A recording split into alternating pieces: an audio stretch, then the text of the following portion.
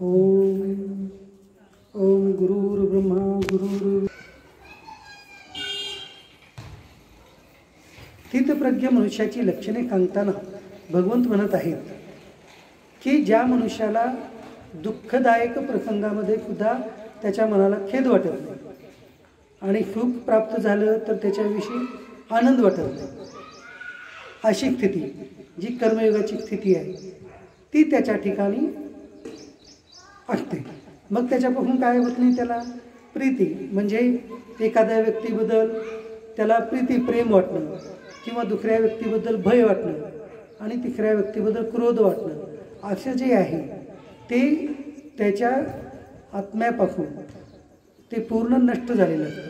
म्हणजे व्यवहार काळामध्ये लक्षणं दिसून येतात परंतु ते लक्षणं त्याच्या ठिकाणी स्थायी राहत नाहीत असं भगवंतांचं या श्लोकामध्ये म्हणणं आहे.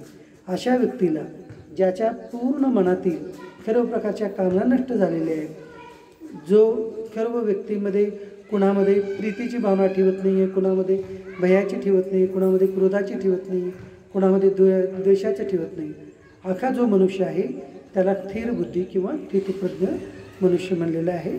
अशी त्याची लक्षणं आहेत. हे आखी इथं भगवंतांनी सांगितलेलं आहे. आता या पुढील श्लोकामध्ये आणखी पुढील लक्षणे सांगतात. य सर्वत्र न अनभिज्ञेय तत्प्राप्य शुभाशुभम नाभिनंदती न द्वेष्टी तक्ष प्रज्ञा प्रतिष्ठता. जो मनुष्य सर्व बाबतीत स्नेहशून्य असून त्या शुभ किंवा अशुभ गोष्टी घडल्या असता प्रसन्नही होत नाही किंवा त्याचा द्वेषही करत नाही, त्याची बुद्धी स्थिर झाली अशी समजावी. मग आता भगवंत सांगत आहे त्याच्या पुढे, मग त्याची आता बुद्धी स्थिर झाली हे आणायचं कसं, लक्षण कसं करायचं. आता मागच्या श्लोकामध्ये सांगितल्याप्रमाणे त्याचंच विश्लेषण पुढे आणखी भगवंत करत आहेत. शुभ किंवा अशुभ गोष्टी घडल्या तरी त्याच्यापासून तो प्रसन्न होत नाही किंवा द्वेष करत नाही, अशाची बुद्धी स्थिर बुद्धी समजायचं. म्हणजे त्याची स्थितप्रज्ञ आहे, म्हणजे तो व्यक्ती जो आहे स्थितप्रज्ञ झाला. ही त्याची लक्षणं आहेत. असं इथे भगवंत पुन्हा सांगत आहेत. आता पुढील श्लोकामध्ये आणखी परत अर्जुनाच्या प्रश्नाचं उत्तर देताना भगवंत एक उदाहरणाद्वारे सांगत आहेत. यदा समर्थे चायम कुर्मो अंगानी व सर्वेशा इंद्रियाणी इंद्रियार्थे भय तस्य प्रज्ञा प्रतिष्ठिता. आता एक उदाहरण देऊन सांगत आहेत भगवंत अर्जुनाला. कासव जसा सर्व बाजूने आपले अवयव जसे आत ओढून धरते त्याचप्रमाणे जेव्हा हा मनुष्य इंद्रियाच्या विषयापासून इंद्रियांना सर्व प्रकारे आवरून घेतो तेव्हा त्याची बुद्धी स्थिर झाली अशी समजावी. कासवाचं एक वैशिष्ट्य आहे. कासव त्याचं अन्न ग्रहण करण्यासाठी तो त्याच्या कवचामधून बाहेर येतो आणि ते अन्न ग्रहण करतो. परंतु त्याला जेव्हा एखाद्या संकटाची भीती वाटते तेव्हा कासव काय करतो, त्याचं पूर्ण अंग जे आहे पूर्ण अंकुचित करून घेऊन तो त्या कवचामध्ये पूर्णपणे मध्ये जातो. हे कासवाचं काय आहे, हे त्याचं वैशिष्ट्य आहे, म्हणजे संकटापासून दूर करण्यासाठी. मग स्थितप्रज्ञ मनुष्य काय करतो, अशाच प्रकारे जसा की कासव आपले संकट पाहून संकटामध्ये पूर्ण स्वतःचे अवयव तो मध्ये कवचामध्ये लपून ठेवतो, त्याप्रमाणे कुठल्या विषयाचा संसर्ग झाला, कुठं कशामध्ये अडकण्याचा प्रसंग आला तर असा जो स्थितप्रज्ञ बुद्धीचा मनुष्य आहे तो काय करतो, आपल्या सर्व प्रकारचे मन आहे, अंतकरण आहे, बुद्धी आहे, चित्त अहंकार आहे, याला त्याच्यानंतर आपले पंच ज्ञानेंद्रिय आहेत, पंचकर्मेंद्रिय, याला जे आहे सर्व विषयापासून तो आवरून घेतो. असे ज्याची बुद्धी आहे त्याला स्थितप्रज्ञ किंवा त्याची बुद्धी स्थिर झाली असं समजावं, असं या श्लोकामध्ये भगवंतांनी सांगितलं. यापुढे भगवंत म्हणतात. विषया विनिवर्तन्ते निराहरस्य देहिना रसवर्जम रसोप्यस्य परमदृष्टा निवर्तते. इंद्रियांनी विषयाचे सेवन न करणाऱ्या मनुष्याचे केवळ विषयच दूर होतात, परंतु त्यांच्याविषयीची आवड नाहीशी होत नाही. या स्थितप्रज्ञ पुरुषाची तर आसक्ती ही परमात्माच्या साक्षात्काराने नाहीशी होते. आता भगवान इथं परत म्हणजे बळजबरीने ज्यांनी पूर्ण आपल्या अंतकरण मन बुद्धी पंचनेंद्रियावरती बळजबरीने म्हणजे ज्ञान करून न घेता एक प्रकारे फक्त अवरोध करण्याचा प्रयत्न केलेला आहे, अशा मनुष्याच्या बुद्धीचा आणि आत्मज्ञानी मनुष्याच्या बुद्धीचा इथं उल्लेख केलेला आहे. त्या आत्मज्ञानी मनुष्याच्या बुद्धीमध्ये पूर्णप्रमाणे आत्म्याचं ज्ञान असल्यामुळं, भगवंताचं परमतत्वाचं ज्ञान असल्यामुळं त्याची मनातूनच म्हणजे सर्व प्रकारच्या जे काही भोग्याच्या आहेत त्याच्यापासून त्याच्यामध्ये जे पूर्ण मन गुंतलेलं असतं ते गुंतून न राहता फक्त त्याचे आपले कर्तव्य कर्माच्या भावनेतून तो कर्म करत राहतो, परंतु पूर्ण आत्मज्ञानामध्ये तो कायम संतुष्टीत असतो। अशी त्याची बुद्धी परमात्म्यामध्ये परमतत्वज्ञानामध्ये किंवा आत्मज्ञानामध्ये जेव्हा त्याची बुद्धी कायमस्वरूपी स्थिर असते अशा त्या मनुष्याच्या बुद्धीला स्थितप्रज्ञ म्हणावं असं भगवंतांनी या श्लोकात म्हणलेले आहे। मग आता याच्यामध्ये दुसरा एक प्रकार होऊ शकतो, तो प्रकार भगवंतांनी सांगितलेला आहे। यततो हे पी कोणते पुरुषस्य विपक्षिता इंद्रियानी प्रमातानी हरंती प्रकभम मन। हे अर्जुन आसक्ती नाहीशी न झाल्यामुळे ही क्षोभ उत्पन्न करणारी इंद्रिये प्रयत्न करीत असलेल्या बुद्धिमान मनुष्याच्या मनालाही जबरदस्तीने आपल्याकडे ओढून घेतात। आता भगवान इथं आपल्या मनस्थितीचा उल्लेख करत आहे। आपण प्रपंचात वागत असताना काही गोष्टीचा आपण जरी मोह त्यागून दिला तरी परत परत मोह उत्पन्न होतो, परत परत आपण सुखाची कामना करतो, दुःख उत्पन्न झालं तर आपलं मन दुःखी होतं, मग त्याच्याविषयी भगवंत इथं सांगत आहे। मग अशा त्यांना आपण काय करायला पाहिजे, परत परत आपण ते मन जेव्हा जेव्हा त्याच्यामध्ये विलीन होतं तेव्हा त्याला परत बाहेर दूर करायचं आणि परत आपण आपल्या आत्मतत्वाकडेच पाहायचं। म्हणजे सर्व मनुष्यामध्ये सर्व भूतमात्रेमध्ये एका आत्म्याकडेच दृष्टी ठेवायची, त्या मनुष्याकडे न पाहता मनुष्य शरीराकडे न पाहता फक्त आत्मतत्वाकडे दृष्टी ठेवायचं। ही दृष्टी ठेवणं जेव्हा होतं तेव्हा मात्र मन पूर्ण सर्व विषय सुखातून शब्द स्पर्श रूप रस गंध या पंचविषयातून परावृत्त होतं असं भगवंतांनी या श्लोकात सांगितलेलं आहे। तानी सर्वाणी संयमयुक्त अशित मत्पर वशीही यशेंद्रियाणी तस्य प्रज्ञा प्रतिष्ठित। म्हणून कातकाने त्या सर्व इंद्रियांना ताब्यात ठेवून चित्त स्थिर करून मनाला माझाच आधार देऊन ध्यानात बसावे, कारण इंद्रिये ज्या मनुष्याच्या ताब्यात असतात त्याची बुद्धी स्थिर होते। मग आता याच्यामध्ये भगवंत काय सांगत आहेत की तुम्हाला तुमची बुद्धी स्थिर होत नाही आहे असं जर वाटत असेल तर तुम्ही काय करा, ध्यानयोग करा। आता पहा, आतापर्यंत आपल्याला ज्ञानयोग कर्मयोग सांगितले, आता हे ध्यानयोगाचं आचरण सांगत आहे। आता ध्यानयोगाचं थोडक्यात सांगतील पुढे।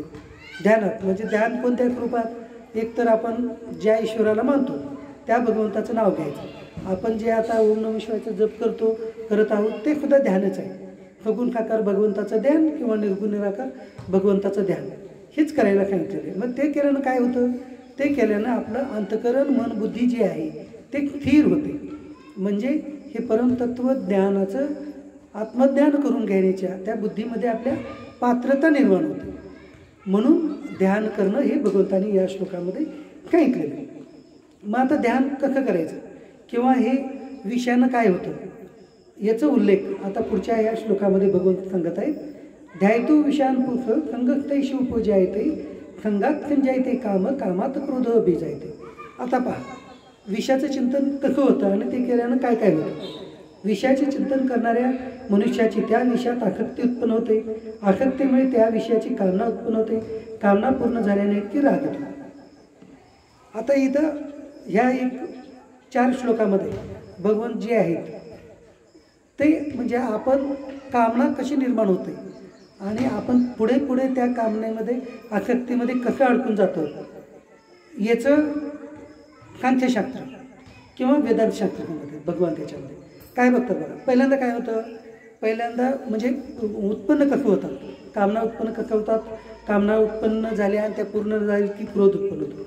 पहिल्यांदा काय होतं, आपल्या मनामध्ये एक भावना निर्माण होते की मला ही वस्तू पाहिजे, किंवा जसं की आता आपण इथं बसल्या जागी आपलं मन भरकटत जातं, कुठं ते भरकटत जातं, एखाद्या गावाला आपल्याला जायचं आहे, गावाला जाऊन किंवा पुण्याला जाऊन मुंबईला जाऊन एखादं काम आपल्याला तिथं पूर्ण करायचं आहे। त्या कामाच्या संबंधाने आपल्याला पहिल्यांदा आपल्या मनामध्ये कामना एक भाव निर्माण होतो, म्हणजे एक विषय फक्त पूर्ण होतो, एक कामना आपल्या मनामध्ये निर्माण होतं। मग काय होतं पहा, आता जर ते कामना निर्माण झालेली जी आहे ते पूर्ण करण्यासाठी आपल्याला जाण्याकरता जे व्यक्ती आपल्याला मदत करतील त्यांच्याबद्दल आपल्याला चांगल्या भावना वाटतात, म्हणजे तो व्यक्ती चांगला आहे असं आपल्या मनामध्ये भावना निर्माण होते। आणि त्या आपल्या कामनापूर्तीसाठी जेणे कोणी विरोध करतील किंवा हे चांगलं नाही सांगतील किंवा ते करण्यासाठी जे मदत करणार नाहीत त्यांच्याविषयी आपल्याला काय होतं, एक प्रकारचा क्रोध उत्पन्न होतो. क्रोध उत्पन्न होतो, एक प्रकारचा राग येतं, त्याच्यानंतर त्याच्याविषयी द्वेष उत्पन्न होतो. म्हणजे हा मनुष्य चांगला नाही अशा प्रकारची आपली भावना बनते. म्हणजे लक्षात आलं का काय होतं, पहिल्यांदा फक्त एक मनामध्ये एक कामना निर्माण होते. ते कामना निर्माण झाली की तिची पूर्ती करायचा प्रयत्न करणारे जे मनुष्य आहेत ते मनुष्य जर आपल्याला भेटले तर त्यांच्याविषयी आपल्याला प्रेम उत्पन्न होतं किंवा त्यांच्याविषयी आपल्याला चांगली भावना, मित्रत्वाची भावना वाटते. परंतु तेच जर आपल्याला त्या कामनापूर्तीमध्ये अडथळा निर्माण करणारे लोक भेटले तर आपल्याला काय होतं, द्वेष होतो किंवा राग होतो. अशा प्रकारचं आपल्या मनाची स्थिती होती. मग त्याच्यामुळे काय होतं, मग तो जर राग आला, समजा आपल्याला एखाद्या व्यक्तीनं विरोध केला, आपल्या कामना जे काम आहे करायचे ते करण्याविषयी आपल्याला विरोध केला त्या व्यक्तीने, मग अशा ते आपल्याला काय होतं, क्रोध आला तर क्रोधात भवती कमोह, कमोहात स्मृती विभ्रम, स्मृती भविष्यात बुद्धिनाशो, बुद्धिनाशात प्रणश्यम. किती गोंधळ कुठला पूर्ण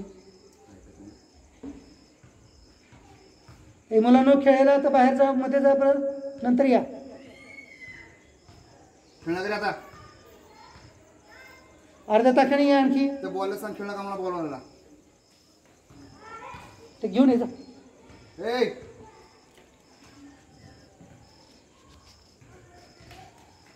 काय होतं त्याच्यामध्ये, आता क्रोध आला किंवा राग आला तर त्याच्यामुळे काय होतं, पहिल्यांदा आपल्या बुद्धीमध्ये मूढता उत्पन्न होते. मूढता उत्पन्न होते म्हणजे काय होतं, खेळू नका म्हणा. अच्छा, इथे चालू झालं ना प्रवचन, खेळायचं पुन्हा खेळा. क्रोध आला, मूढता उत्पन्न होते. क्रोध आले की पहिल्यांदा मूढता म्हणजे काय होतं की आपली बुद्धी चांगलं काय आहे, खदखद विवेक बुद्धीचा मूढता निर्माण झाली म्हणजे काय होतं की आपल्या बुद्धीमध्ये खदखद विवेक बुद्धीचा नाश होतो.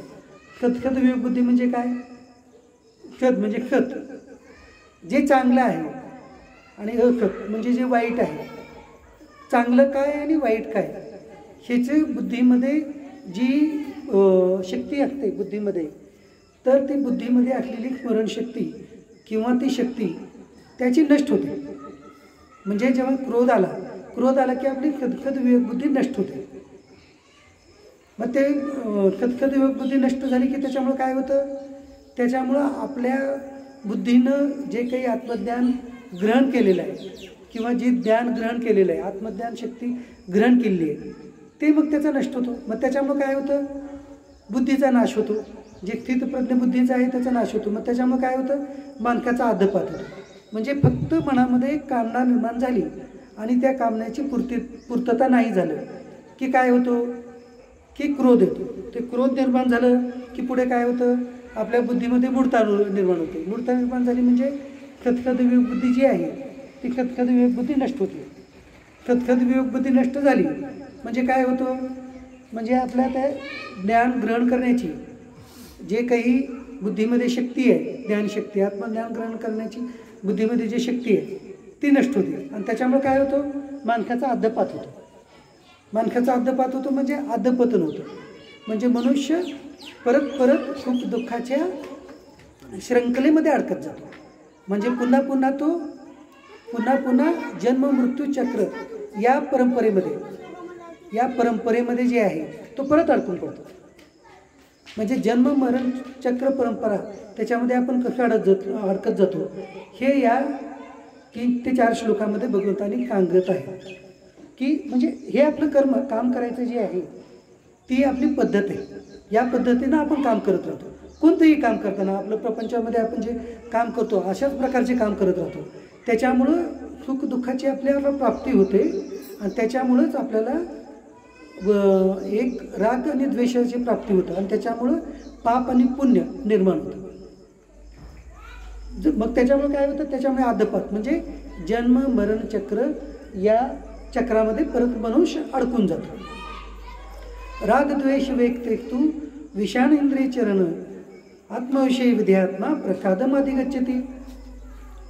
आता भगवंत इथं सांगत आहेत, परंतु ज्या मनुष्याने आपल्या अंतःकरण आपल्या स्वाधीन करून घेतले, आता जो साधक आहे तो स्वतःला वश आखणाऱ्या त्या बुद्धीद्वारा प्रीती आणि द्वेषांनी रहित आखणाऱ्या अशा त्या इंद्रियाच्या द्वारा विश्वामध्ये वावर करीत असलेल्या त्या बुद्धीला अंतःकरणामध्ये खुदा तो प्रखरता प्राप्त करून घेतो. म्हणजे काय करतो तो? अख्खा जो मनुष्य आहे ज्याने आपल्या बुद्धीने खदखदवियोग बुद्धीने स्थितप्रज्ञ बुद्धी झालेली आहे त्याची, तो काय करतो? आपल्या अंतःकरण मन बुद्धी चित्त अहंकार आणि पंचज्ञानेंद्रिय पंचकर्मेंद्रिय यांच्यावर विजय प्राप्त करून घेतो. आणि विजय प्राप्त करून घेऊन तो आपली बुद्धी स्थिर ठेवतो. कशामध्ये स्थिर ठेवतो? की आपल्याला सुख प्राप्त झालं, दुःख प्राप्त झालं, हर्ष प्राप्त झालं, द्वेष आला तरी त्याच्यामध्ये बुद्धी स्थिर ठेवतो. मग अशा मनुष्याचं काय होतं? प्रकादे सर्व दुःखांना हानिरशोपजायते प्रकन्न चेतकोन्याशु बुद्धी पर्यवतिष्ठते. अशा मनुष्याच्या त्याच्या अंतःकरणातील संपूर्ण दुःखाचा त्याचा राग होऊन जातो आणि त्याची बुद्धी जी कर्मयोगामध्ये स्थापित होऊन त्याची बुद्धी कर्मयोगामध्ये स्थापित होऊन त्या स्थिर प्रज्ञ बुद्धीमुळे तो मनुष्य भगवंताला लवकरच प्राप्त होतो. म्हणजे फक्त आपण आपले कर्म करताना जर अंतःकरणातून आपल्या त्या कामामधील त्या कर्तव्य कर्मातील कामना टाकून घेऊन जर कर्म केलो तर त्याच्यातील आपले पाप पुण्य हे नाहीसे होतात आणि त्यायोगे आपण आत्मज्ञानाची प्राप्ती करून घेऊ शकतो. अशा या श्लोकामध्ये भगवंतांनी सांगितलेले आहे. नास्ति बुद्धिरुक्तस्य न चायुक्तस्य भावना न चाबायायुत शांतिरे शांतस्य कृत सुखम. आता भगवान सांगत आहेत, मन आणि इंद्रिय न जिंकणाऱ्या मनुष्याच्या ठिकाणी निश्चयात्मक बुद्धी नसते आणि अशा अयुक्त मनुष्याच्या अंतःकरणात तात्विक भावही नसतो. तसेच भावशून्य माणसाला शांती मिळत नाही. मग शांती नसलेल्या माणसाला खूप कुठून मिळणार? आता या श्लोकामध्ये भगवान पुन्हा निश्चयात्मक बुद्धीचा उल्लेख केलेला आहे. निश्चयात्मक बुद्धी म्हणजे काय?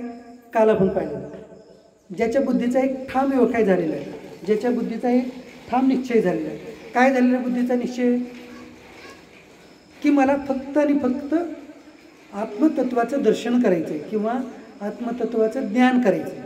अशा बुद्धीचा ज्याचा ठाम निश्चय झालेला आहे त्याला काय म्हणलेलं आहे? त्याच्या बुद्धीला निश्चयात्मक बुद्धी. म्हणजे त्याच्या बुद्धीचा व्यवसाय काय? फक्त आत्मतत्वाचं दर्शन करायचं. म्हणजे त्याला जीवमात्र न दिसता फक्त प्रत्येक जीवमात्रामध्ये प्रत्येक भूतमात्रामध्ये एका भगवंताच्या आत्मतत्वाचं म्हणजे भगवंताच्या अंशाचंच दर्शन होतं आहे. अशा त्याच्या बुद्धीला निश्चयात्मक बुद्धी म्हणलेली. मग ज्याची बुद्धी निश्चयात्मक बुद्धी झालेली आहे अशा मनुष्याचं काय होतं? तर अशा मनुष्याला कायमस्वरूपी शांती प्राप्त होते आणि तो या देहपतनानंतर भगवंतामध्येच विलीन होऊन जातो. मग अशा मनुष्याला या लोकांमध्ये सुद्धा सुखाची प्राप्ती होते आणि परलोकांमध्ये सुद्धा भगवंताची प्राप्ती होते. असं या श्लोकामध्ये भगवंतानं सांगितलेलं आहे. मग आता याला आणखी एक उदाहरण देऊ. भगवंत आता पुढील श्लोकामध्ये सांगत आहेत, इंद्रियाणाम ही चरताम यन्मनो अनुविधीयते तदस्यार्थी प्रज्ञा वायुर्नावाम भाषी. आता पहा, ज्याप्रमाणे पाण्यात चालणाऱ्या नावेला वारा वाहून नेतो त्याचप्रमाणे विषयात वावरणाऱ्या इंद्रियापैकी मन ज्या इंद्रियाबरोबर राहते ते एकच इंद्रिय या अयुक्त मनुष्याची बुद्धी हिरावून घेते. आता आपण मनुष्य काय करतो? मनुष्याची म्हणजे इच्छा नसताना सुद्धा काही वेळेला मन सुखाची किंवा दुःखाची प्राप्ती त्याला होते आणि त्यायोगे तो काही कर्म चांगले आणि काही वाईट कर्म असे त्याच्याकडून घडून येतात. मग हे का बरं होतं हे विचारू लागलं. मग हे विचारताना भगवंत सांगत आहे की आपल्या मनाला भगवंतानी कशाची उपमा दिलेली आहे? जसं की पाण्यामध्ये समुद्रामध्ये असेल किंवा नदीमध्ये असेल किंवा एखाद्या सरोवरामध्ये असेल नाव आहे, जहाज आहे. ते जहाज जे आहे जहाजाला नाविक जो चालवणारा असतो, परंतु चालवणारा असेल तरी ते जहाज जे पुढे पुढे जातं ते पुढे जाण्याचं काय? पाणी जेव्हा मागं ओढलं जातं तेव्हा वाऱ्याचा वेग त्याला नावेला पुढे ढकलतो. म्हणजे वारा जे आहे ते वारा नावेला पुढे ढकलतो आणि पाणी मागे जातं आणि वाऱ्यानं नाव पुढे जातं. म्हणजे थोडक्यात काय झालं की वारा ही नावेला पुढे ढकलतो, याचा अर्थ आहे. मग त्याचप्रमाणे मन जे आहे, मन ज्या ज्या इंद्रियामध्ये जाईल आपलं, त्या त्या इंद्रियासोबत मन हे जातं आणि मनुष्याची बुद्धी तिथून हिरावून घेतं. जसं की आता मन कुठे कुठे कसं जातं, एकूण मुख्यतः मन जे भटकायला पूर्ण 5 ज्ञानेंद्रिय आहेत आणि 5 बुद्धी किंवा अंतकरण, मन, बुद्धी आणि अहंकार, हे अंतकरण पंचक म्हणलेले आहे. त्याचप्रमाणे पंच ज्ञानेंद्रिय काय आहेत, आपले डोळे आहेत, नाक आहे, कान आहे, जीभ आहे, असे हे पंच ज्ञानेंद्रिय आहेत. त्याच्यानं प्रत्येकाच्या ज्ञानेंद्रियानं एक एक विषयाचं ग्रहण होतं. शब्द, स्पर्श, रूप, रस, गंध. जसं की शब्द आपण कानानं ऐकतो, स्पर्श त्वचेद्वारे राहतो, शब्द स्पर्श, रूप आपण डोळ्यानं काय पाहतो, रूप पाहतो. त्याच्यानंतर म्हणजे जिभेद्वारा जी आहे ते आपण काय करतो, वेगवेगळ्या वस्तूचं ग्रहण करतो, वेगवेगळे पदार्थ खातो. आणि गंध नाकाद्वारे आपण वास ग्रहण करतो. आता थोडक्यात आपण पाहिलं मन इंद्रियाबरोबर कसं वाहतं. आता आपण इथे बसलेले आहोत, आपण भगवद्गीतेचं अध्ययन, निरूपण, वाचन करत आहोत. करत असताना इथे पलीकडे कुठेतरी एखाद्या घरामध्ये काहीतरी जामून तळू लागलेत समजा, किंवा बाकीचे काहीतरी भजे तळू लागलेत, हे तळू लागले. मग आपल्याला काय होतं, आपलं पहिल्यांदा प्रथमतः नाकाला वास आलं की आपलं मन तिकडे जातं. मन तिकडे गेलं की आपलं नाक पण परत तेच म्हणजे गंध आहे त्याचा तेच ग्रहण करण्याचा प्रयत्न करतं. मग परत परत आपल्या मनाला लालसा उत्पन्न होतं की आपण पण ते जामून खावं, ते भजे खावं, ते पेढा खावं, जे काही आहे ते चालू ते आपल्या म्हणजे होतं काही. शेवटी मन ज्या इंद्रियामध्ये जे तर जाईल, म्हणजे नाक या इंद्रियाचा गंध हा त्याचा हे विषय आहे, तर त्याच्यामध्ये मन जिथं जाईल ज्या इंद्रियामध्ये तिथं ते इंद्रिय वाहून जातं. असं हे मनाचं वैशिष्ट्य आहे मनाचं. जर शब्द आपल्याला काय होतं, आता एखादा व्यक्ती, आता आम्ही इथे बसलेलो घरी बसलेले आहे, मी बसलेले, महाराज बसले, खुर्दाळे काका बसलेत, इथून खाली आवाज दिलो तर वाटलं की नाही महाराज बोलू लागले, चला. आपल्याला न आवडता व्यक्ती असेल तर नाही म्हणून खाक आपण म्हणतो की नाही आपण. म्हणजे एखाद्या व्यक्तीचा आवाज जो आहे तो आपल्याला, एखाद्या व्यक्तीचा आवाज आपल्याला प्रेम उत्पन्न करतो, म्हणजे त्यांच्याविषयी आपल्याला आपुलकी वाटते. आणि दुसऱ्या एखाद्या व्यक्तीचा आवाज ते आपल्याला काय करतो, क्रोध उत्पन्न करतो किंवा त्याच्याविषयी द्वेष उत्पन्न करतो. म्हणजेच इंद्रियासोबत कान या इंद्रियाबरोबर आपला तिथं मन गेलं, अख्खं झालं. किंवा एखाद्या आता पूर्ण टी व्हीवर ते एखादा आपल्या आवडीचं भक्तिगीत लागलं तर मग आपले कान तिकडे जातात त्या भक्तिगीताकडे. मग त्यावेळेला आपलं मन काय करतं, तिथं जातं. अशाच प्रकारची स्पर्श आपल्याला आता जर गुलाबाच्या झाडाचं जे आहे ते जर फुलाचा स्पर्श केला तर ते आपल्याला चांगलं वाटतं. तेच आपल्याला मच्छर चवू लागले तर मच्छर चावल्याला आता वेदना होऊ लागलेत, मग आपल्याला ते मच्छरला मारायला जातो. म्हणजे आपलं मन जे आहे तिथं परत मन तिथं जातं, म्हणजे स्पर्श ह्या त्वचा इंद्रियाकडे जातं. अशा प्रकारे ज्या ज्या हे पंचविषयाचे पंच ज्ञानेंद्रिय आहेत, मग हे एक एक विषय जे आहे प्रत्येक ज्ञानेंद्रियाचा एक एक विषय आहे. मग मन काय करतो, त्या त्या विषयामध्ये जातो.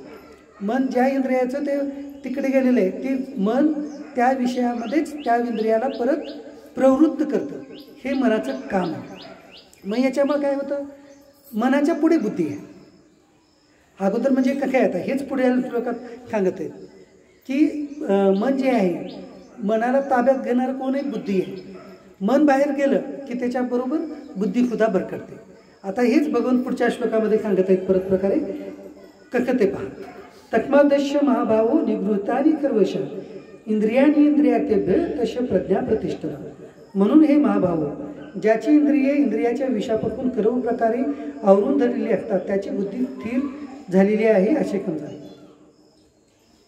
आता बघून सांगू लागले की मग इंद्रिये जी आहेत स्थिर कुणाची झालेली आहेत, की ज्याच्या बुद्धीने मनावरती ताबा प्राप्त केलेला आहे आणि मनाने त्या इंद्रियावर ताबा प्राप्त केलेला आहे, अशाची बुद्धी स्थिर झालेली आहे असं आपण समजावं. मग हे तर फारच कठीण काम आहे. म्हणजे मन आपलं पूर्ण आज इथं आहे तर आपण इथे बसलो, परंतु विमान जायला अमेरिकेला जायला 12 ते 15 तास लागतात, परंतु आपलं मन जायला 1 सेकंदच लागतं.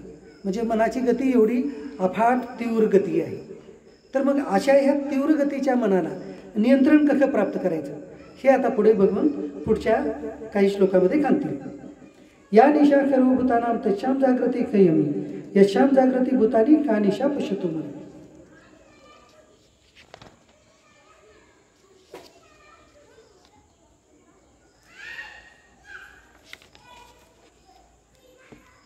आता हे सांगण्यापूर्वी भगवंतांनी अगोदर काय सांगू लागलेत?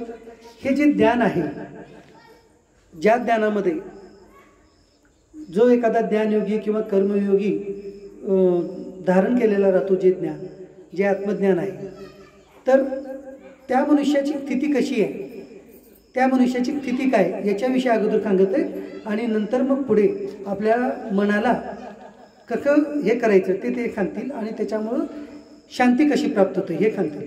आता पहा, सर्व प्राण्याच्या दृष्टीने जी रात्री खरकी असते अशा नित्य ज्ञानस्वरूप परमानंदाच्या प्राप्तीत स्थित प्रज्ञयोगी जागतो आणि या नाशिवंत संसारिक सुखाच्या प्राप्तीत सर्व प्राणी जगतात. ती परमात्मत्व जाणणारी या मुनीला रात्री खरकी असते. आता थोडंसं हे वेदांत शास्त्राचा विषय आहे, त्यामुळे थोडंसं कळायला कठीण वाटतं. आता भगवान काय सांगतात? आपल्याला रात्र अंधार झाला म्हणजे रात्र, सूर्याच्या प्रकाशाचा अभाव म्हणजे आपल्या योगांना ती रात्र आपल्याला, बरोबर आहे. सगळ्यासाठी आपल्या मनुष्याला तीच रात्र. परंतु ज्ञानी व्यक्तीसाठी, आत्मज्ञानी व्यक्तीसाठीची रात्र वेगळी आणि आत्मज्ञानी व्यक्तीसाठीचा दिवस वेगळा. याचं येतं विश्लेषण वेगळ्या पद्धतीनं भगवंतानं केलेलं आहे. कसं केलेलं आहे की आत्मतत्वाच्या बाबतीमध्ये म्हणजे या सर्व भूतमात्राच्या ठिकाणी एकच आत्मतत्व जागत आहे. एकाच आत्म्याचं दर्शन करणं जो करतो, जो मुनी करतो, त्या मुनीला म्हणजे त्या संत महात्म्याला तो काय आहे, आत्मतत्वाच्या दृष्टिकोनातून त्याला तो दिवस आहे. या इथंच तुला तर त्याला म्हणजे काय आहे, ते जे ज्ञान आहे त्याला, त्या ज्ञानामध्ये तो जागृत आहे म्हणून त्याच्यासाठी तो दिवस आहे. लक्षात आलं? आणि आपल्यासारखे प्रपंचामध्ये अडकलेले जे आपण मनुष्य आहोत, आपण काय आहोत, हे आत्म्याकडे आपली दृष्टी नाही. आपली दृष्टी कुणाकडे? या शरीराकडे, पंचमहाभूतिक शरीराकडे आपली दृष्टी आहे. आपण फक्त व्यक्तीला आपल्या त्या शरीराने आपण व्यक्तीला ओळखतो, परंतु व्यक्तीला आपण कोणत्याही, हा व्यक्ती म्हणजे एक जागृत आत्मतत्व आहे हे आपली दृष्टी जातच नाही आहे कुणाची पण. परंतु ती दृष्टी कुणाची जाते? ती त्या आत्मज्ञानी संताची जाते, त्या आत्मज्ञानी महात्म्याची जाते. म्हणून त्या आत्मज्ञानी संत जो आहे या आत्मदृष्टीने त्याला तो दिवस आहे, म्हणजे त्या ज्ञानाचा तो त्याला दिवस आहे. आणि तेच आपल्यासारख्या जे प्रपंचामध्ये वावरणारे आपण जीव आहोत, यांच्यासाठी आपल्याला ते आत्मज्ञान जे आहे ते मात्र आपल्याला अंधारासारखं दूर आहे. त्याच्यामध्ये आपल्याला अंधारासारखं ते गडद वाटतं एकदम, की म्हणजे हे फार कठीण आहे, ह्याला कसं पाहावं असं वाटतं. म्हणजे लक्षात आलं का काय आहे की ज्या दृष्टिकोनात आपल्याला काय होतं की कर्मयोगी मनुष्य किंवा ज्ञानयोगी मनुष्य किंवा जो स्थितप्रज्ञ मनुष्य आहे त्याची दृष्टी जी आहे ती मनुष्याच्या शरीराकडे न राहता, मनुष्याच्या त्याच्या स्वभावाकडे न राहता त्याची दृष्टी आत्म्याकडे राहते. का दुःख त्याची दृष्टी कुणाकडे राहते? आत्म्याकडे राहते. परंतु आपली दृष्टी कुणाकडे राहते? शरीराकडे राहते. म्हणजे आपण या कोणतीही व्यक्ती, आपण काही जर चूक झालं, आता आपण काही चूक झाले, आता इथं अखिलगिरी साहेब बघलेत, काही चूक झाली तर अखिलगिरी साहेबांनी असं बघलं, असं करायला नको, माझ्यावर त्याने असं केले, असं म्हणून आपण काय करतो, त्यांच्या शरीराद्वारे झालेल्या चुकीकडे आपण बघतो. परंतु तेच जर एखादा महात्मा असेल तर त्यांनी केलेलं त्यांचे नाही बाबा, त्यांच्यामध्ये पण एकच आत्मा आहे, आपल्यामध्ये एकच आत्मा आहे, तर सगळ्यामध्ये भूतमात्रामध्ये एकच आत्मा आहे. अशी दृष्टी कुणाची असते? त्या कर्मयोगाची असते किंवा ज्ञानयोगाची असते. परंतु आपली ती राहते का आपली दृष्टी? ती आपली दृष्टी राहत नाही. मग हे जी आत्मज्ञानाची दृष्टी राहणे आहे त्याला त्या आत्मज्ञानाची दृष्टी ह्याच्यातून त्यांचं ते दिवस म्हणलेलं आहे. आणि आपल्यासाठी ते अंधार आहे, म्हणजे ते ज्ञान जे आहे ते आपल्यासाठी अंधार आहे आणि त्यांच्यासाठी ते दिवस आहे, म्हणजे त्यांना ते उघड आहे ज्ञान आणि आपल्याला मात्र ते अंधार आहे. मग आपल्याला काय करायचं आहे? हे अंधाराला दूर करायचं आहे आणि हे ज्ञान आपल्याला प्राप्त करून घ्यायचं आहे. हेच भगवद्गीतेचं वैशिष्ट्य आहे. लेक्चर करा. मग आता यापुढे काय होतं? चालू कर खाली बट. अपूर्यमानं चलं प्रतिष्ठं समुद्रम आपा प्रविशन्ति यद्वत् तद्वत् कामा यम प्रविशन्ति सर्वैः शान्तिम् आप्नोति न कामकाल. आता आणखी एक उदाहरण देऊ लागलेत आपल्याला. आता भगवान पुढे आणखी एक प्रकारचं आपल्याला उदाहरण देणार आहेत. काय उदाहरण आहे ते पहा. ज्याप्रमाणे निरनिराळ्या नद्याचे पाणी सर्व बाजूने भरलेल्या व स्थिर असलेल्या समुद्रात त्याला विचलित न करताही कामावून जाते, त्याचप्रमाणे सर्व भोग ज्या स्थितप्रज्ञ पुरुषामध्ये कोणत्याही प्रकारचा विकार उत्पन्न न करताच सामावून जातात, तोच मनुष्य परमशांतीला प्राप्त होतो, भोगाची इच्छा करणारा नव्हे. आता काय होतं, आपल्या देशामध्ये अनेक प्रकारचे नद्या आहेत. गंगा नदी आहे, गोदावरी नदी आहे, आणखी आपल्या इथं जवळची मांजरा नदी आहे. अनेक प्रकारचे नद्या आहेत. बरं, नद्याला आता पाणी आहे, पावसाळ्यामध्ये पाणी आहे, नद्या वाहतात. नद्या शेवटी आपण शेतकरी लोक किंवा आपण सर्व जे पाणी तलावामध्ये जमा करतो, वेगवेगळ्या याच्यामधून आपण पाणी घेतो, पाणी घेऊन पण पाणी वाहत राहतो पावसाळ्यामध्ये. मग ते शेवटी पाणी कुठं जातं? पाणी शेवटी ते समुद्रामध्ये जातं. बरं, समुद्रामध्ये पाणी गेल्यानंतर समुद्रामध्ये एवढ्या नद्याचं पाणी जातं, परंतु ते समुद्र पाणी ग्रहण करत नाही, होतं का? फक्त ते भरतीच्या काळामध्ये वगैरे थोडंसं ते पाणी मध्ये सामावून न घेता बाहेरच राहतं. तो फक्त भरतीचा एक त्या कालावधीमध्ये. परंतु सर्व नद्याचं पाणी शेवटी समुद्रच ग्रहण करतो. म्हणजे नद्याचं पाणी जे आहे, पुराचं पाणी असेल किंवा पाणी, ते शेवटी कुठं जातं? त्या समुद्रातच जातं.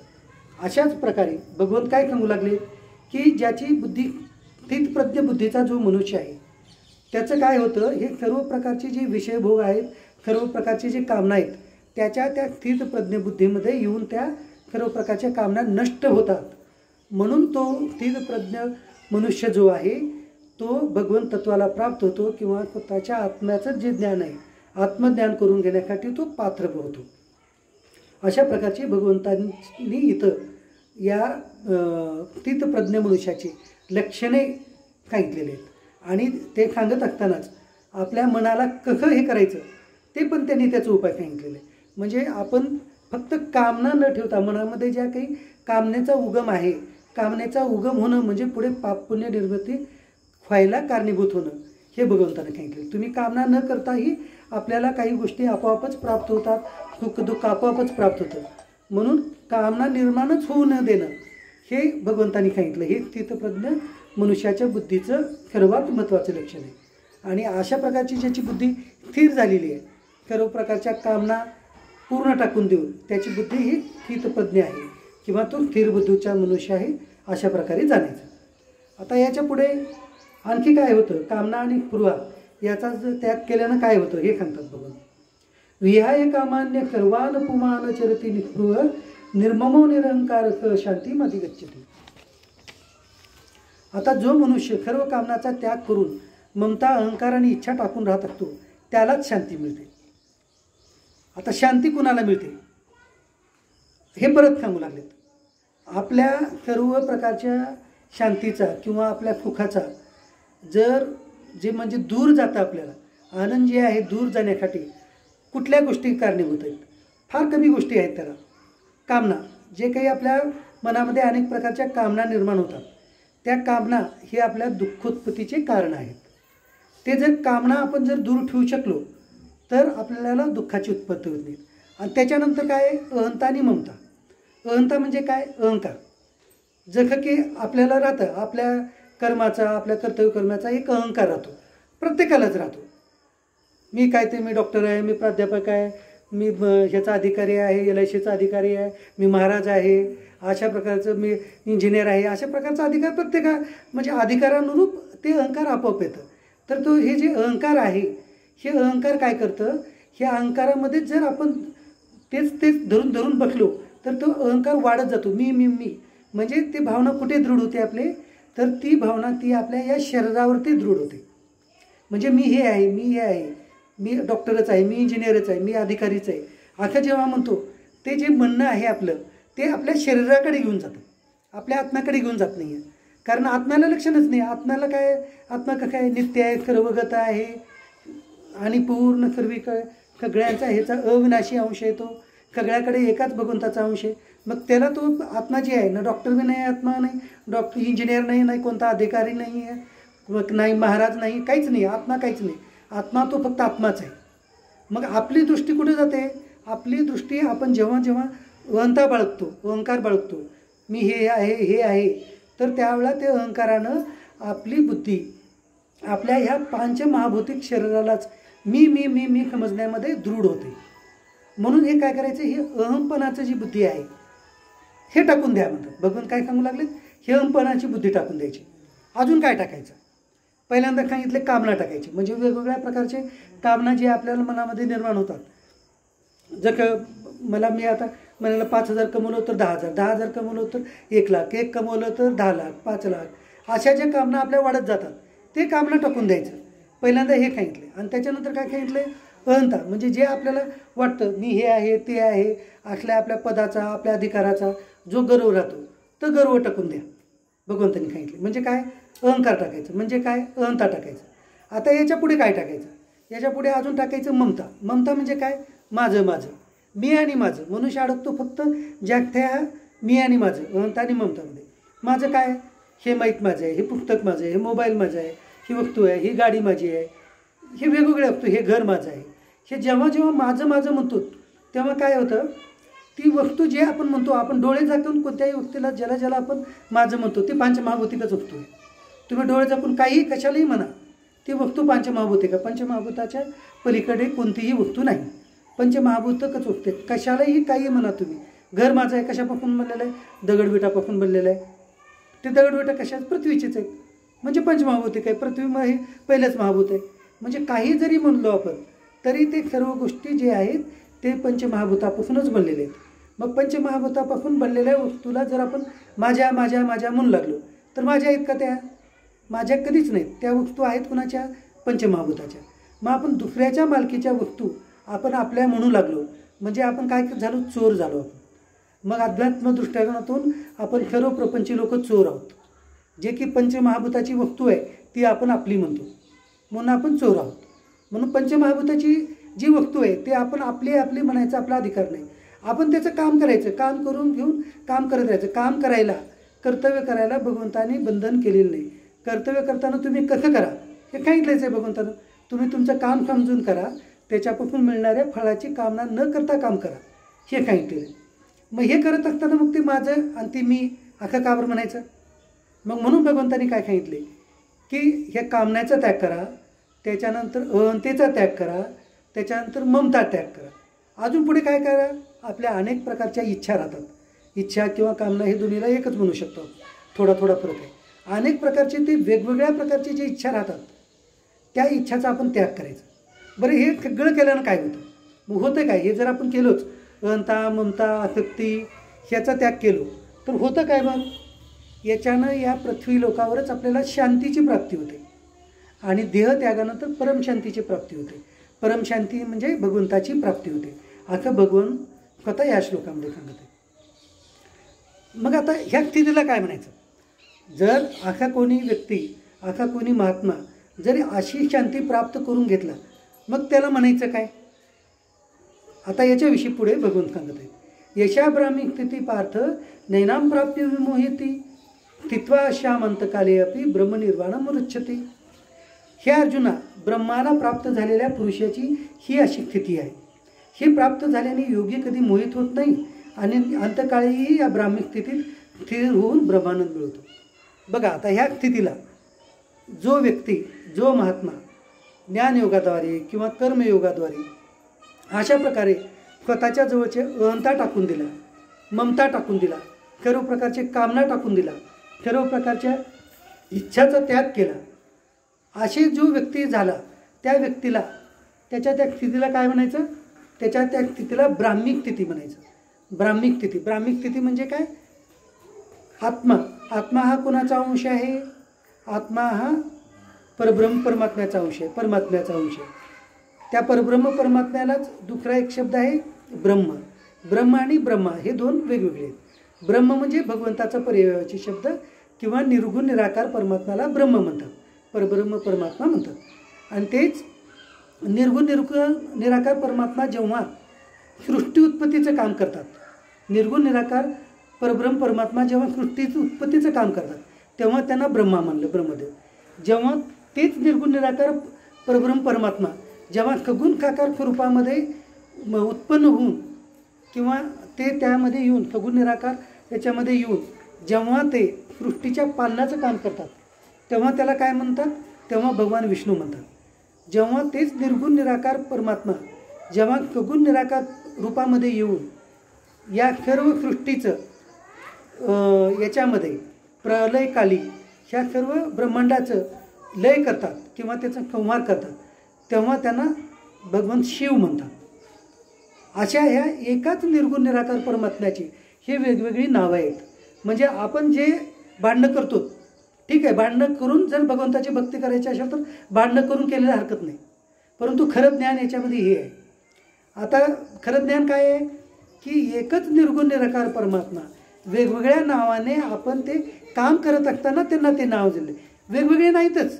विचार करा, एकाच जर ह्या सर्व ह्या ब्रह्मांडामध्ये जर या मच्छरपासून ते ब्रह्मदेवापर्यंत जर एकच हे असतील, सर्व व्यक्तींना एकाच परब्रह्म परमात्म्याचं आत्म्याचा अंश जर भगवंताने ह्या भगवद्गीतेमध्ये सांगितलेलं आहे, तर मग हे सर्व जे काही ईश्वर कोटीतले ईश्वर जे आहेत ब्रह्मा विष्णू महेश, मग काय ते परब्रह्म परमात्म्यापेक्षा वेगळा असू शकतील काय? जर सर्व ह्या ब्रह्मांडातील जितके काही भूतमात्र आहेत त्या सर्व भूतमात्रांना भगवंतानी या भगवद्गीतेत काय सांगितलेलं आहे, ते फक्त शरीरं प्रत्येकाची वेगवेगळे आहेत, पंचमहाभूतिक शरीरे आहेत, परंतु त्यांच्यामध्ये असणारा जो आत्मा आहे तो एकाच भगवंताचा अंश आहे, हे भगवंतानी सांगितलेलं आहे. मग जर सर्व भूतमात्रामध्ये असणाऱ्या शरीरामध्ये पंचमहाभूतिक शरीरामध्ये असणारा जर आत्मा एकाच भगवंताचा अंश असेल, तर मग हे ब्रह्मा विष्णू महेश का वेगवेगळ्या ह्याचे बनलेले आहेत का? तर मग ते पण फक्त वेगवेगळे नावं आहेत, परंतु प्रत्यक्षरित्या ते एकच आहेत. मग हे वेगवेगळं कोणी केलं, वेगवेगळे हे सांगितलं कोणी, तर ह्याला सांगणारा व्यक्ती फक्त एकच आहे, त्यांचं नाव आहे वेदव्यास ऋषी. वेदव्यास ऋषींनी काय केले, पहिल्यांदा वेद जे होतं ते फक्त एकच होतं आणि ते पूर्ण ब्राह्मण कुलामध्येच फक्त मुखोद्गत पाठांतर करून दिलं जात होतं. म्हणून आता आपल्या UP-मध्ये वगैरे असे त्रिपाठी नावायचे किंवा त्रिवेदी नावायचे, द्विवेदी नावायचे असे लोक आहेत, चतुर्वेदी नावायचे. म्हणजे त्याचा अर्थ त्यांना 4 वेद पाठ आहेत, कुणाला 3 वेद पाठ आहेत, कुणाला 2 वेद आहेत. तर पूर्वी जे होतं महाभारत काळामध्ये, आजपासून पूर्ण 7000 वर्षापूर्वी वगैरे, हे जे वेद होतं ते मुखोद्गत पुढे जात होतं. त्याची श्रंखला जी होती ती परंपरा अशी पूर्ण ब्राह्मण कुलामध्येच ती फक्त मुखोद्गतकरित्या, आणि अजूनसुद्धा ब्राह्मणासाठीच वेद आहे हे बरोबर आहे, कारण त्यांच्यामध्ये जी पूर्णपणे अंतशुद्धी आणि बाह्यशुद्धी जे त्यांच्यामध्ये राहतं जन्माने पूर्ण, ते सर्वांच्या ठिकाणी राहणं शक्य नाही, ही खरीच गोष्ट आहे. म्हणून ते वेदाचं अधिकार फक्त ब्राह्मणाला सांगितलेलं आहे, ते आपल्या वेद काळापासूनच आहे आणि अजून पण आलेलं आहे. आता सध्याच्या ह्याच्यामध्ये एक 15व्या शतकापासून आपले यांचे जे आहेत आर्य समाजाचे महर्षी दयानंद सरस्वती यांनी वेदाचं जे आहे सर्वसामान्यांना त्यांनी खुलं केलं, हे त्यांचं मोठेपण आहे, परंतु ते टिकायला पण पाहिजे, एवढंच महत्त्वाचं आहे ते ज्ञान. बरं, आता आपला तो विषय वेदाचा नाही, तो हे विषय म्हणजे पुढे काय झालं, वेगवेगळं का बरं झालं, वेगवेगळे याच्यामुळं झालं की ह्याने वेदव्यासांनी काय केले, ह्या वेदाचे 4 भाग केले, 4 लिखित ग्रंथारूपामध्ये त्यांनी ठेवले, त्याला ऋग्वेद, यजुर्वेद, अथर्ववेद आणि सामवेद नावं झाली. त्याच्यानंतर याच्यापासून पुढे ज्ञानकांडाचं, म्हणजे ज्याच्या सर्व वेदामध्ये जे ज्ञानाचं भाग आहे त्याला एकत्रित करून त्याचं उपनिषदामध्ये निर्माण केलं त्याला, ते झाले 108 उपनिषद, ते 108 उपनिषद झाले. आणि त्याच्यानंतर जे काही पौराणिक भाग आहे, कर्मकांडाचा भाग आहे, भक्तिकांडाचा भाग आहे, त्याला घेऊन त्यांनी काय केले, वेदव्यासांनी 18 महापुराणाची रचना केली, 18 महापुराणाची. मग त्या 18 महापुराणाची रचना करताना त्याच्यात त्यांनी काय सांगितलं पहा, जेव्हा त्यांनी देवी महापुराणाची रचना केली, तेव्हा देवी महापुराणाची रचना करताना तेव्हा वेदव्यासांनी सांगितले की देवीपासून ब्रह्मा विष्णू महेश हे तिघतीचे पुत्र आहेत, असे देवी महापुराणामध्ये उल्लेख आहे. त्या देवी महापुराणामध्ये हा उल्लेख आहे. त्याच्यानंतर विष्णू महापुराणामध्ये विष्णू हे सर्वश्रेष्ठ भगवंत आहेत आणि ब्रह्मदेव आणि महादेव हे जे आहेत त्यांच्या अंकित असलेले देव आहेत, म्हणजे ते देवकुटीतले देव आहेत किंवा मुख्य विष्णूच आहेत, असं त्याच्यात सांगितलेलं आहे. त्याच्यानंतर आपल्या शिव महापुराणामध्ये शिव हेच मोठे आहेत आणि ब्रह्मा विष्णू देवी हे पूर्ण त्यांच्या खाली आहेत, असं सांगितलं. मग हे कोणी सांगितलं, सांगणारी व्यक्ती एकच आहे, त्यांचं नाव आहे व्याक ऋषी. त्यांनाच वेदाची निर्मिती त्यांनी 4 भागामध्ये केलं म्हणून त्यांना वेद व्याक म्हणलं. मग ती सांगणारी व्यक्तीच आहे. 18 ठिकाणी 18 पद्धतीनं सांगितलं त्यांनी. का बरं सांगितले? तर त्याचं कारण आहे की शिवमहापुराण कोण वाचतील? शैव संप्रदायाचे लोक वाचतील. विष्णू महापुराण कोण वाचतील? वैष्णव संप्रदायाचे वाचतील. देवी महापुराण कोण वाचतील? देवीचे भक्त वाचतील. गणपती महापुराण कोण वाचतील? गणपतीचे भक्त वाचतील. अशा प्रकारचं जे जे ह्याच्यामध्ये आहेत, ज्या ज्या संप्रदायाचे लोक आहेत, त्या त्या संप्रदायाचे लोक ते ग्रंथ ते महापुराण वाचतील. मग ते महापुराण वाचून तरी त्या भगवंतामध्ये एक आपली दुसऱ्याला लहान समजून आणि भगवान शिवाला महान समजून विष्णूला आणि ब्रह्मदेवांना कनिष्ठपणा देऊन त्यांची तरी भक्ती करावं म्हणून त्यांनी सांगितलेलं आहे. आता कारण शेवटी ते एकच आहेत. त्यांना वेदव्याख्याने सांगितल्यामुळे त्यांना कमीपणाचा याचा विषयच नाही. कारण एकच असताना कमीपणा येणार कुठून? जर सर्वच भूतमात्रामध्ये एकच आत्मतत्व आहे तर ईश्वरामध्ये वेगवेगळं आत्मतत्व कुठून येणार? वेगवेगळं त्यांच्या ब्रह्मत्व फक्त एकच आहे. त्यांच्या ठिकाणी जी आत्मा आहे त्याला ब्रह्म म्हणलं आणि आपल्या ठिकाणी जे आत्मा आहे त्याला आत्मा म्हणलं. हा फरक आहे, जीवात्मा म्हणलं. अशा प्रकारची म्हणजे ही मग या स्थितीमध्ये जे महात्मा आला त्याला काय म्हणलं? त्याच्या स्थितीला ब्राह्मिक स्थिती म्हणलं. म्हणजे तो ब्रह्म काय आहे, आत्मा काय आहे हे जाणणं आणि अनात्मा काय आहे याला जाणणं. अशा प्रकारे इथं आपल्याला ह्या ब्राह्मिक स्थितीचं वर्णन करून इथं आपल्याला दुसऱ्या अध्यायाचे 72 श्लोक पूर्ण होतात आणि त्याच्या याच्यातला जो आता शेवटचा जो श्लोक आहे अध्याय समाप्तीचा तो आहे ओम तत्सदिती श्रीमद्भगवद्गीता उपनिषत्सु ब्रह्मविद्यायाम योगशास्त्रे श्रीकृष्णार्जुन संवादे सांख्ययोगो नाम द्वितीय अध्याय. ज्या भगवद्गीतेमध्ये ज्या योगशास्त्रामध्ये ओंकार स्वरूपी त्या तत् म्हणजे त्या ब्रह्मचं वर्णन झालेलं आहे, अशा त्या भगवद्गीतेचं हे भगवद्गीता सुद्धा एक उपनिषदच आहे. त्या 108 उपनिषदामध्ये नाव नाही, परंतु ही भगवद्गीता स्मृती ग्रंथ आहे. म्हणजे भगवंतांनी स्वतःच्या मुखाने सांगितलेलं ग्रंथ आहे म्हणून हे भगवद्गीता ही उपनिषदच आहे. आणि उपनिषदाचं काय राहतं? उपनिषद ते म्हणजे आहे काय? उपनिषद म्हणजे गुरुजवळ बसून ज्याचं ग्रहण केलं जातं त्याला उपनिषद असं म्हणतात. ह्या उपनिषदामध्ये ह्या भगवद्गीतेमध्ये वर्णन कशाचं आलं आहे? ब्रह्मविद्येचं वर्णन आलं आहे. आतापर्यंत आपण जे ज्ञानयोग, कर्मयोग, ध्यानयोग हे जाणलो, याच्यात जी विद्या आहे, जे आत्मतत्वाचं ज्ञान करून घ्यायचं आहे ते ज्ञान म्हणजे त्यालाच ब्रह्मविद्या असं म्हणलं. हे आपण लौकिक विद्या आपण पूर्ण पहिलीपासून 12वी नंतर पुढे आपापल्या ह्याच्या प्रोफेशनल कोर्सेस वेगळे, एज्युकेशनल वेगळे, BA, LLB वगैरे सगळे ते हे सर्व ज्ञान लौकिक ज्ञान आहे. परंतु हे ज्ञान म्हणजे काय आहे? अलौकिक ज्ञान आहे.